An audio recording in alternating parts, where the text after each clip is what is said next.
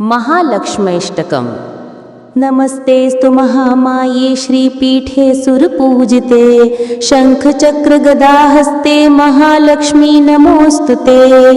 नमस्ते गरुडारूढे कोलासुरभयङ्करी, सर्वपापहरे देवी महालक्ष्मी नमोऽस्तुते। सर्वज्ञे सर्ववरदे सर्वदुष्टभयङ्करी, सर्वदुःखहरे देवी महालक्ष्मी नमोऽस्तुते।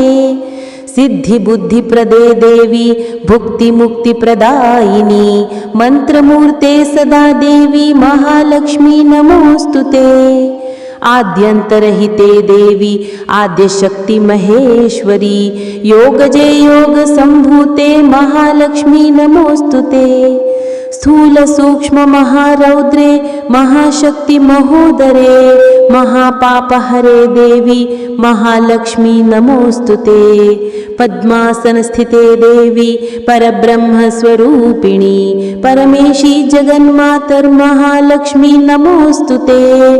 श्वेताम्बरधरे देवी नानालङ्कारभूषिते, जगत्स्थिते जगन्मातर्महालक्ष्मी नमोऽस्तुते।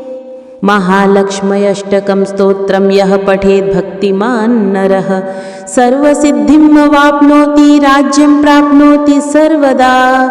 एककाले पठेन्नित्यं महापापविनाशनं, द्विकालं यः पठेन्नित्यं धनधान्यसमन्वितः, त्रिकालं यः पठेन्नित्यं महाशत्रुविनाशनं, महालक्ष्मीर्भवेन्नित्यं प्रसन्ना वरदा शुभा।